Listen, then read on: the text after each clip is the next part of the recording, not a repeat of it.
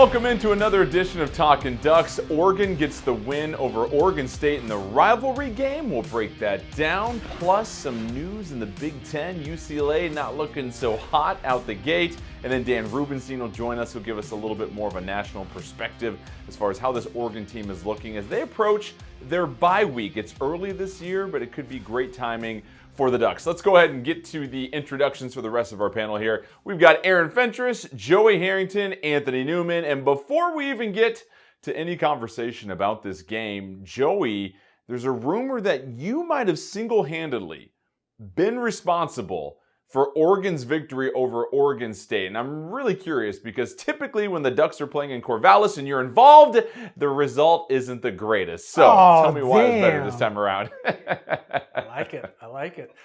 Yes, Jordan, that is true. I never threw a touchdown pass against Oregon State. I never beat Oregon State in Corvallis while I was playing, but we had all this analysis last week about protections and who's responsible for who and doodles by Joey, right? I completely forgot the most important thing, which was for the first 2 weeks, I didn't wear my lucky shirt. Oh. No. I wore my lucky shirt this week, and you saw the result. So, Dan the man, Smack Apparel, works every time. Why is Lanning looking like David Hasselhoff? I think Dan got the final edit on that one. And speaking of Coach Lanning, we're going to go ahead and get to him immediately following this game. Here's head coach Dan Lanning's thoughts after Oregon gets the big win on the road against Oregon State. I feel like we played to our standard today, right? And really still even that, tale of two halves. Offense really effective all day, was able to score on every drive, eliminate some of the negatives. Obviously penalties were down. Thought defense was the tale of two halves a little bit when it came to third down, but part of that was winning first and second down. They were able to run the ball effectively and had some QB scrambles early, and we were able to kind of close that out in the second half. So really proud of our guys' performance, right? I think it shows what we're capable of doing, right, and owning our standard. And then this tweet. After the game, George Reister, former tight end for the Ducks, had this to say to Aaron Fentress about not a whole lot of tweets, not a whole lot of noise coming from the Aaron Fentress camp during this game because the Ducks are playing well. So, Aaron, the floor is yours. I'll let you defend yourself. And then also, did Oregon show you enough in this victory over Oregon State to calm all the fears that you might have about this team, or are there still some question marks moving forward? All right, first of all, George is my dude. We're boys. We talk all the time. Yeah, right. Immediate deflection. Immediately turning it down. No! Take it personally. Don't back down. I'm not backing down. I'm just setting up the beat down I'm about to give him right now. He's corny. That was corny. I'm just minding my own business, chilling on a Saturday late afternoon. Yes, I didn't tweet a lot about it, although I called the speed option they ran when Dylan scored a touchdown the perfect speed option, speed option perfection. But the bottom line is, what? They should beat Oregon State like that. Like, they should have won all 3 games like that. So, yeah, they played better. They looked better. But I'm not going to get all freaked out and happy and go on Twitter, oh my God, the Ducks are amazing, because you just bludgeoned a team that was gutted this offseason. They lost their coach. They lost their 2 best quarterbacks, and they lost probably the best player, their running back, to Miami. So, yeah, you should be able to beat them. What cracked me up the most was some of the fans coming at me with, oh, it's a big win on the road, as if they don't have a map and know that Corvallis is 35 minutes down the street. It's not like they had to sleep in Corvallis. They might have, but they didn't have to. So I'm not going to give them credit for that either. The bottom line for me is this. They looked better. But in 3 games against a Big Sky team and basically 2 mid-majors, because that's what Oregon State is right now, sorry to say it, they looked mediocre in 2 of them and almost lost at least one in Idaho. I don't think they were going to lose that game. So, yes, better game. They looked a lot better. That's what I expect to see. So, yeah, color me unimpressed. All right, Anthony, he's not impressed. Surprise, surprise. What about you? Were you impressed after this game? Oh, yes. I was happy. I had a great weekend, by the way. My son-in-law, Jaden Grant, he was talking a lot of noise before the game, talking about Wait, was there a wedding? Come down to Corvallis. Wait, son-in-law? Hold on. Wait, was there a wedding? Oh, in-law. Hold on. Well, hold on. They're engaged. It's coming. Oh, okay. Yes. I'm sorry I didn't tell you guys. Okay. I must have lost my invitation. Yeah, in the mail exactly. somewhere. Hey, still congratulations, Thank you. No, thank you. But I'm sorry, guys. I forgot to tell you. But yeah, I didn't have to hear him or my daughter, who was a duck and turned into a beaver, I don't know what happened there. And then to hear Aaron talk, just to listen to him, that was great. Keep talking, Aaron. Keep talking. This son-in-law, daughter, Oregon State. This has like a Game of Thrones feel going for it. Like there could be some serious trouble moving forward. No, Oregon played well. Seriously, I mean the offense was unstoppable. The defense for Oregon State was struggling. No pass rush at all. Looked like they were having a 3-man rush every snap, and you can't have a 3-man rush. But the offensive line did a good job. Everybody was talking bad about them before, or even the quarterbacks, about protection. And they did well. What you're supposed to do well. You have talent. You have a very good football team. Yes, Aaron is correct. Maybe the first 2 ball games you should have did the same thing. But sometimes it takes time to click. A lot of new faces. True. Can I be the All right, middleman Joey, again? your final thoughts from this one, now that you were wearing the correct shirt and able to watch the game. I think that's the first combination we've had of that this year. It only took 3 games, but your takeaway. Again, somewhere in the middle. Is Aaron right in that they should have looked like this all year? Yeah. And also, let's not forget, we're left with this great taste in our mouth at the end of this game because the defense played so well in the second half. What was it, 27-0? They didn't look so great in the first half. Not that they were bad, but you're 22-14 at halftime. Oregon State was running the ball on them. So there were questions that needed to be answered at halftime of this game. Now, is it all doom and gloom? No. Is it all incredible? No. This is a team that fixed some of their issues. I was really happy to see him change the launch point a couple times with Dylan Gabriel. They really did a nice job of working the ball over the middle of the field, kind of some of those intermediate routes, which took the pressure off of that rush. But I'm honestly left, you had a good point there, Anthony, they're rushing with a 3-man line. They're rushing with, we heard Dan talk about the talent. There is still a talent gap, or not still. There is a definitive talent gap now between the Oregon State, who is essentially a mid-major at this point because of all the transfers, and Oregon. And the offensive line should have looked like this against that D-line. So I would like to see these trends continue. I'm not going to jump off a bridge and say Oregon is terrible and they're the worst thing ever since, like Fentress does. And I'm not going to, throw a party and, throw a wedding just because Oregon won a game, So, I'm kind of somewhere in the middle again. But I've got my lucky shirt, so everything's going to be good. The bottom line is this. We are judging this team, at least I am all season, on the idea that they're going to contend for the Big Ten and contend for a national title, right? That's how I'm measuring them. So whipping Oregon State, given what Oregon State's been through, is meaningless. Now, the 2 teams that have gone to the national championship, the 2010 team, outscored their opponents the first 3 non-conference games, 189-13, and that included going to Tennessee. The 2014 team, 156-64, and that included beating number 7 Michigan State. So they both had tougher schedules, not by much. 2014 definitely by playing Michigan State. They scored a lot more points. They played better defense. Those are the two teams you have to measure this team against if you're talking about getting to that level. And right now, through 3 games, they're not even close. Here's the question, though, Aaron, and I always get an honest answer from you. Do you win a national championship in the first 2 weeks? Absolutely not. Okay. If you continue to improve, was Saturday's performance good enough to win a national championship? No. Okay. If you continue to improve at the rate they did from game 2 to game 3, will you likely find yourself in a position to contend for a conference and or national championship? Nah, you can't really measure that given the competition. And again, I'm with you 100% that teams can improve. I said that after the Idaho game, after last week. They can, by 3 weeks from now, if they whip Ohio State, we could be booking our travel to the, right? So I'm not saying it's done. I'm saying that as of right now, what I've seen, I'm not seeing it. I think that's fair. Yeah, and my only point is there was notable and market improvement from game 2 to game 3. Yes, there was. If that trend continues, then that puts you in a position where you continue to improve, you continue to fix your mistakes, and you find yourself in the mix. It's it's not like Anthony says we're crowning a champion. Right, the competition level is about to take a huge jump too. Oh, for sure. And that's the other part of it. So, What you got, Well, I'm Newman? glad you guys can just amicably agree on that as we get set to go to break, because we'll talk a little bit more about whether or not Oregon can maintain this exponential, limitless growth as we dissect the play of the offensive line and Dillon Gabriel. Don't go away. We are just getting started on Talkin Ducks. Welcome back to Talkin Ducks. Oregon getting the victory on the road over Oregon State. We're not going to call it a big win because that would be offensive to Aaron Fentress. He wasn't too impressed about Oregon going to Corvallis and getting that victory. But Anthony, the offensive line for Oregon certainly played a lot better. A big reason for that. They weren't rotating in and out as many players as they typically had. And what was your takeaway from what we saw from that O-line? Because that was one of the biggest question marks for this Oregon team the first 2 weeks of this season. They're getting better. That's what you want to see. Every week you want to improve. Now, I have to agree with Aaron. When we talk about Oregon State and the competition, and Joey said this, you're trying to rush, 3 guys, and Dillon Gabriel is just standing back there forever. As an offensive line, I hope you're blocking if the only 3 guys are rushing. I mean, there wasn't linebackers blitzing.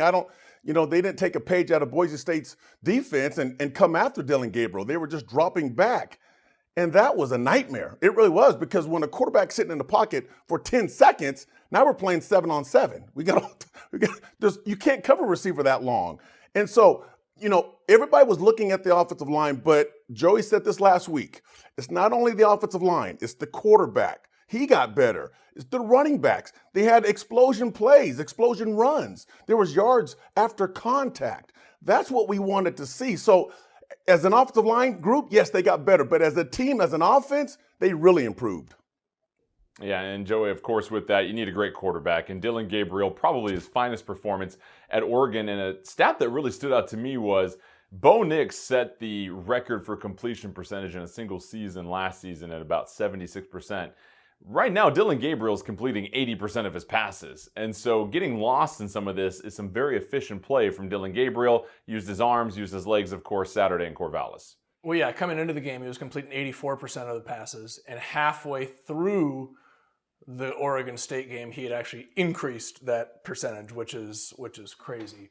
What I liked, though, that he did this game that he wasn't able to do in the first 2, and it's the chicken or the egg, was he was changing his launch point, he was break and contain, and he was hitting balls in the middle of the defense, right? We've seen a lot of quick screens, we've seen a lot of dumps, we've seen some, a couple of fades up the sideline, but we really haven't seen him work in the middle of the field like they had. A couple balls where he sat in 1, 2, bam, over to Holden on the sideline, 12, 14 yards, dropping back, 1, 2, 3, rip one, those are balls that keep a defense or put a defense onto their heels, right? Which then allows the offensive line to drive the D-line off the ball and open up some running lanes. And the running lanes bring them up, and then you hit them over the top. Like that is something that was missing in the first 2 games. And again, chicken or egg.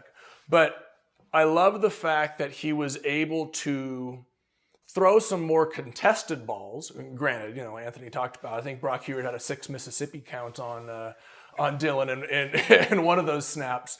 But he was still able to throw more difficult balls over the middle of the field and break contain and hit balls down the field and still be accurate doing them. So that's what I liked is, hey, look, anybody can complete 80% of their passes if they're throwing quick screens and, pump and fades. But he was working the middle, which is something that a more experienced quarterback does. And then, Aaron, we got a chance to see a little Dante Moore, the future for Oregon at that quarterback position. What'd you think of his first impressions on the field? Wait, he 3 for 3, 7 yards, something like that? I mean, Come on, Aaron, you got to give an opinion. Give us something He's positive either the greatest thing in the world or he's apathetic. Which one is it? It's not like it's the first time ever touching a college field. I can go watch his UCLA games if I want to get an impression of him. I mean, he wasn't given enough opportunity to really do much. But I want to circle back to Gabriel real quick. So I'm going to say something ultra positive since I have this reputation, which is unfair. The best thing that I can hold on to in terms of believing this team can turn the quarter and get to where I think they need to be to truly contend is that despite some of the disarray on offense in the first 2 games and some of the issues with pressure and him being sacked more times than Nix in the entire season, is that he hasn't turned the ball over. 6 touchdowns, no picks. obviously a clearly high completion percentage. So he's maintained his composure within all of that and not done anything crazy or silly. And he's been in some tight games where there might have been some pressure to make a play and maybe force something, and he didn't do that. What else I want to point out, one other thing, just to show how experienced he is. So he's played in 53 games, I think. 1,750 pass attempts. Joey played in 31 games with 800 something pass attempts. That's how experienced this kid is. And you see it. It's obvious in how he plays. So if he continues on that trajectory and ends the season with 38 touchdowns, 3 interceptions, then it's going to be very difficult to not see them being in a position to, at the very least, make the playoffs. Joey, they should let you. I gotta go cook take a more. shower. That was way too We'll get Bellotti on the show next week and ask what the deal was. All right, well, hey, stick around when we come back. We're going to dive into this Oregon defense. They were obviously very impressive on the road against Oregon State. Anthony will have the first bite at that as we continue along on Talkin Ducks. Welcome back to Talkin Ducks. Time now to talk about this Oregon defense. And for that, we, of course, always go to Anthony Newman. And Anthony, this defense has been getting the job done when it comes to at least helping close out games and getting stops when they need to. They also lead the nation in pass breakups. Against Oregon State, you mentioned the second half performance was really the key for Oregon getting this win. The offense, as great as they were, it was the defense essentially pitching that shutout in the second half that stood out to you. Well, sometimes it's those halftime adjustments. Bill Belichick said to be a great coach, you have to make adjustments at halftime. You know, your game plan at the beginning, you think it looks good. It went well during practice, during the week of practice, and all of a sudden now the game started and you're getting crushed. Oregon State was running the football. But I want to spotlight one guy, okay? And again, there's a lot of guys we can spotlight. You know, all the linebackers played well. But the D-line, D tackle, Derek Harmon, that dude is a dude. I'm telling you right now, number 55, okay, he is 325 pounds. He is unstoppable. He's one of the quickest defensive tackles I've seen in a long time. His first step is so explosive. So he's going to create some problems. When you have a guy at the nose tackle, okay, at the nose, at the center, and he can create problems with the center, and if they have to double team him, it's going to help everybody else out. But he's beating double teams. That's what's so good about this guy. He is unreal. So just keep watching him. But the defense, here, look at this. The back end is working well with the front end. And here's why. Okay, the back end, okay, they had 7 pass breakups. Okay, that's excellent. The front end, they had 6 quarterback hurries. So they're getting to the quarterback, making him throw the ball when he doesn't want to throw the ball. Now they're bad passes, and the defense is either knocking the ball down or getting interceptions. I mean, talk about 2 groups working well together. That's what you want in a defense. And the RP is always looking good. Relentless pursuit to the football. Week 2, it's Ashton Genty, who might be in the running for the Heisman if you look at non-quarterback players at the end of the season, and Boise State might very well get a playoff spot depending on how their season goes. So that was a decent opponent. Against Oregon State, it feels like this defense finally did what they're supposed to against an opponent of this quality. Well, as we said earlier, it was 22-14 at half, so it was still a game. Although the feelings from my end was like, yeah, it's probably going to fall off the edge here any second. And the defense set the tone in the second half. In the third quarter, they came out, and I think Oregon State only ran 7 plays. Like that's how much Oregon dominated them. And so what we saw is a situation that was different from Idaho and Boise, where Idaho and Boise scored touchdowns in the fourth quarter, right, to make it a threat. Whereas in the second half, Oregon State couldn't come close to really putting up any points, and that was established in the third quarter. So that was clearly a huge sign that they played much better in the second half after kind of giving up some stuff in the first half, which definitely showed improvement moving forward. But again, you know, athletically, size, strength, speed, like you're going to wear down a team like Oregon State all over the place. And that's sort of what they did, but I'm still going to give them credit just so Newman will go into the week feeling good about me. Joe, any thoughts on this defense at all? Yeah, I mean, it was good to see them play a full second half, like a full half of football. I still have question marks. I mean, Hater. I'm really let me say this. I'm really pleasantly surprised about the secondary. A lot of new guys out there playing fantastic. I'm still a little bit, I don't know if underwhelmed or unpleasantly surprised about the defensive line right now. I mean, you've got Jordan Birch, you've got Mateo Uyunglele coming. Like, these guys were all conference, preseason, gonna smash the world type of players, 5-star, everything. And granted, it's a long season, but I think I was expecting to see more explosive plays from the defensive line. Dominance. Right? Yeah, like that. That's a group that I really thought was going to set the tone for the defense this year. And you know what? If I'm watching the first half of the Oregon State game, and Oregon State's running the ball really, really well, who does that come back to? A lot of times it comes back to the D-line. There is still improvement to be had. Was it a great improvement from first half to second? Defensively, absolutely. Was it a great improvement from second game to third game for the offensive unit? Absolutely. But I still need to see more improvement specifically from this really talented defensive line, because they're going to be the ones who can set the tone and create those, the sudden changes, the sack, the strip fumble, the tackles for loss, like those big plays that build momentum that they're going to need as this season goes on. All right, when we come back, we're going to talk about the future of this rivalry game. They were able to continue it this year despite Oregon and Oregon State being in different conferences. Next year and beyond, what does the future hold? We'll let you know when we come back on Talkin Ducks.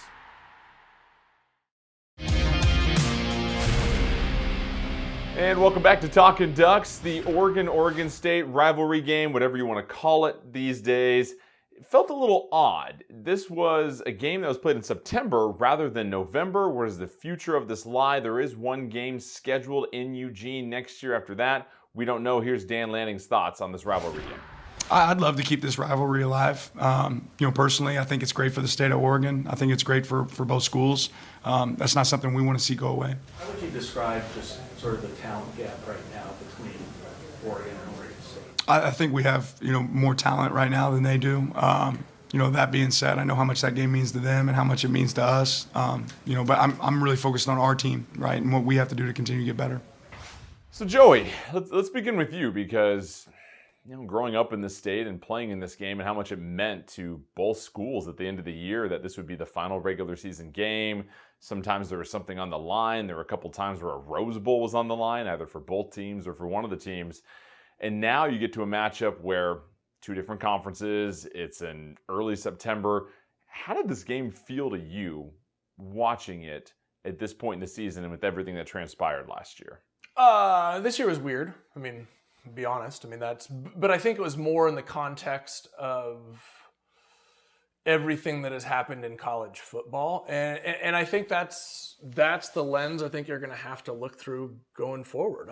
I'm happy that we have a true rivalry game in our new conference setup, playing Washington at the end of the year. That being said, we have to continue to play this game, whether it's in November or December or September. Like this is the second longest active Division I rivalry game in 128 years. I mean, that's almost as long as we've been a state. Like this is something that needs to continue. I believe it will continue, but it will undoubtedly change as the college football landscape changes. I'm just happy that we've found a way for it to continue, and I would expect that they would going forward.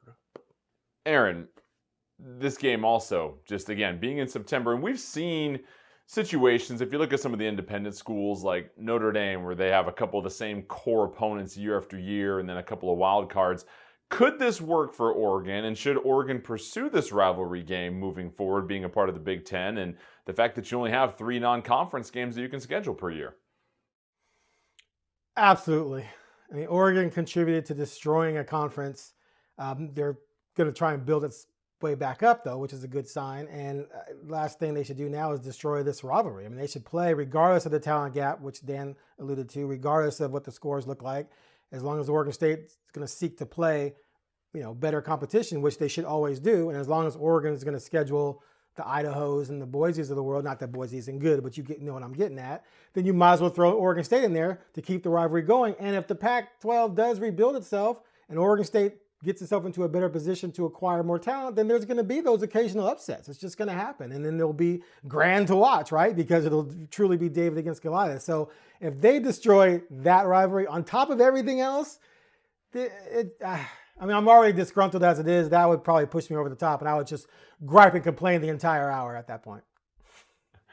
And Anthony, we've seen. How is that different from our show sometimes with anyway? The SEC. Like, that's what our show is anyway. Anthony, you've got a couple of Oregon State fans in your household, essentially. Yeah. Does Oregon State want to continue to schedule this game? Because if you look at the talent gap, and if you're Oregon State, you're trying to win as many games as possible. You were trying to schedule as many W's, and obviously scheduling in Oregon, a team that more oftentimes than not is going to be head and shoulders above the rest of the competition you're playing. Is it worth it for Oregon State to schedule this game if they want to try and sneak in and grab one of those 12 playoff spots? Or is this something that you have to do no matter what? No, why not? I mean, it's worth everything for them. I mean, you're talking about beating a team that left you, that took off. And what Aaron said, helped destroy the conference, which I don't think is true. But it's still, you have to have this game. I mean, for me. Why? Why though, Anthony? Why? As a kid, well, because some things are tradition and some things, certain things it goes on for a long time that you want to try to keep going and keep alive. And it can't be everything. Change I don't disagree with that point. I don't disagree with that point. And also, you want to be able to trash talk your son-in-law. Duh. Well, yeah, I want that for a long time. I mean, that's got to be a part of, the next 20 years while I'm living. To say, keep trash talking every September or October or November because Oregon beat Oregon State.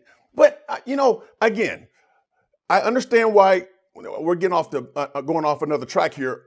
Oregon left. We can get into that all about money. And now you talk about the rival game. That's going to disappear. Oh, why? Why is that disappearing? Why do we have to let that disappear? Can we keep that together? What's wrong with that? That's not the question. I guess the point is, like, you said Oregon State has to continue this. They don't, especially because they're, again, we have to look at this through the lens of what is now college football. Their goal is to get one of the at-large bids into the college football playoff, right? That's the goal of every school that is not in one of the 4 major conferences. So if that's their goal, does scheduling Oregon going forward help them? And I don't know that it necessarily does. I mean, sure, if in the year that, the 1 out of 10 years where, the Mountain West team beats the Pac-12 team, that would be great for them. But if you're trying to do what Boise did, right? If you want to be that team, I don't know that it necessarily helps to automatically chalk up a loss. But Boise went out and played the big boys, and that's sort of not at first, not until after they got in, though. Right? Boise got in against Oklahoma. Then, then Boise made their splash. Like, Boise wasn't playing they weren't playing Georgia week 1. They weren't that didn't happen until they had already gotten their foot through the door. And I think that's what, sure, if Oregon State starts to win 10, 11, 12 games, they're consistently in the playoff as a non-power 4, I don't know what the hell you call it now, team, then sure, yeah, it would be advantageous for them to score or to schedule Oregon. But I don't know, and I say this in the context of I want this to continue. It has to continue. But if you're looking at it through the context of what college football is now, what is it really worth it to Oregon State? I don't know. And you also have to ask, is there going to be any money involved? Typically, non-conference opponents, if they're coming to Autzen Stadium, Oregon's paying a team. Is this going to be a situation where Oregon's going to pay Oregon State to come to Eugene? Do you play this game in September, or do you slot it the week before the final regular season game during the conference schedule and fit it in then? There's a lot to be determined, but Joey, I agree with you. If you're Oregon State, why? Why? And a lot of the people making the decisions right now probably have been brought into Oregon and Oregon State and don't have that tradition of the rivalry. And if you're trying to get as many wins as possible, why would you schedule a potential top 10, top 15 opponent when you can still get a quality win, not having to deal with a loss? So because you want to show some heart. Come on, you guys are 3 competitors. I know you don't think like this. Listen, as Oregon fans, absolutely, we'd love to play Oregon State every year. I would much rather play Oregon State then schedule a game against Idaho. It does nobody good for Oregon to play Idaho, even though it's a close game. A lot of these cupcake teams that we see come in week one, it's a waste of a week, Aaron. Why not at least have it against an in-state opponent where everybody in that stadium is going to have a relationship with one of these teams? The question, that wasn't the question, though. The question we were answering was, does it make sense for Oregon State to continue to schedule this game? No. Do we want it to play? Absolutely. I want to see this game every single week. Every single week. Like, I would watch this game all the time. I want them to play it. But does it make sense for Oregon State to schedule it? And that's where I'm like, I don't know. Only if Oregon pays them enough sense. We'll put it that way if they do schedule it. So either way, we will have a little bit more on this subject. Dan Rubenstein's going to join us next segment and tell us a little bit more about the national landscape and his thoughts on Oregon's schedule after the bye as we continue along on this edition of Talkin Ducks. Welcome back to Talkin Ducks. Time now for our good friend from the Solid Verbal podcast, Dan Rubenstein, to join us. And Dan, a couple of questions here for you as we dissect week 3. Number one, Oregon's performance against Oregon State on the road. Did that do anything to kind of calm any fears or concerns about this Oregon team? And then you look at Oregon's schedule after this bye week. The rest of the Big Ten slate, it's sort of changed based upon what we've seen from Wisconsin and Michigan. And then the national perspective that we've seen with Oregon. Where do they sit? And so I know you've got a lot to get to. Go ahead and just let me know what you think about it. Yeah, couple great questions. So yes, it did ease my mind as an Oregon human and person interested in Oregon football to see what they did against Oregon State in Corvallis. I don't know how you come away with that. I mean, there are things that can be improved upon, but I don't know how you come away with that being anything but impressed with that second half coming out on the ground through the air. Dylan Gabriel, I think, was 20 of 24 or something, and even that, there were a couple of drops. He had great throws the entire game downfield, buying time because the offensive line protected him really nicely. So from an offensive line perspective, the shift in what the inside of that line looks like was a huge success, and it seems like in the coming weeks that inside part of the offensive line is only going to get deeper. But again, this is Oregon State's front, which is not necessarily what they're going to see against, as you mentioned, Wisconsin or Ohio State or Michigan. Those are going to be much bigger tests to be seen. And then on defense, they struggled at times getting off of the field on third down, and whether it was corners playing a little bit soft or first contact not getting a running back down, I think there's still a good amount to clean up.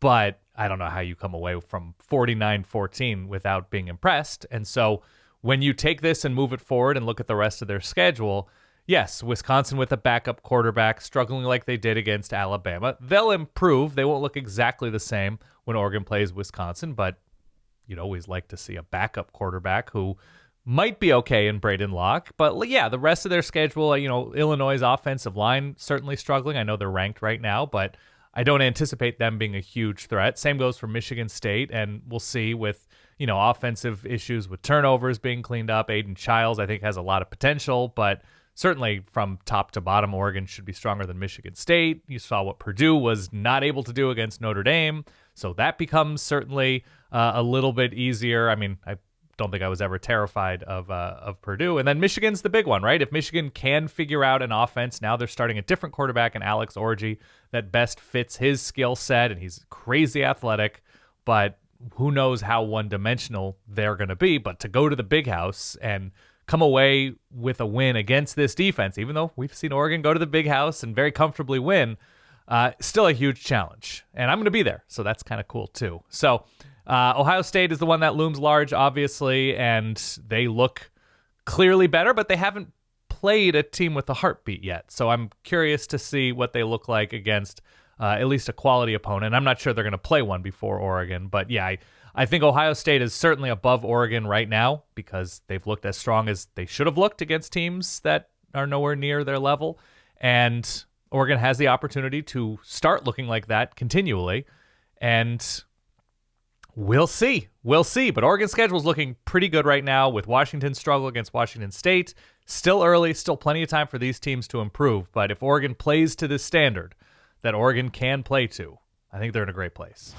All right, Dan, thanks again for joining us. Don't forget you can catch Dan on the Solid Verbal Podcast, wherever you find your podcasts that are available. All right, don't go anywhere. When we come back, we'll talk a little bit more about Oregon and their bye week, the rest of their schedule, the Guys Edition, and let you know which game other than Ohio State has them the most concerned with the rest of the schedule in front of them.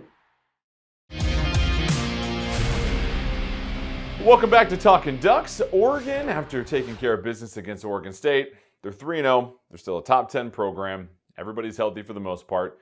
And you get a bye week, a very early one. And Anthony, this is particularly early to have one of those bye weeks, but do you feel like it's coming at a good time for Oregon? Because after this, they're going to have UCLA, Michigan State, then Ohio State, the big game that everybody has circled. But do you almost like this mental reset before conference play begins? Well, you want your bye a little bit later. You get some more games under your belt, you get beat up, and then halfway through the season, you take time off. It's a little early, but it doesn't matter. Now is the time to get healthy, and that's what this bye week is for, to get healthy. It's a contact sport. It's a collision sport. So you're going to have aches and pains. You have to try to get healthy because when you come back from that bye week, you got some teams that you got to play. I mean, Purdue, we'll see. Michigan State, but you have Ohio State, So now is the time to work on your technique, your fundamentals, and get healthy. Aaron, the second bye week for the Ducks will come right before the Washington game. That'll be on November 23rd. And so it's kind of weird that you have these bye weeks so close to the beginning and the end of the season. But for Oregon, I mean, listen, you're getting ready for school to start for a lot of these players. You've got your 3 non-conference games underneath your belt now. You have a Michigan State team that necessarily isn't going to be a barn burner following UCLA that lost to Indiana. So do you get the feeling that this could be advantageous for Oregon to sort of catch their breath, reevaluate the film, and now get ready to begin Big Ten conference play? Absolutely. Now, Newman's 100% correct about playing or having a bye week later in the season to get healthier, and clearly he knows a lot more about that than I do since I was just a punter.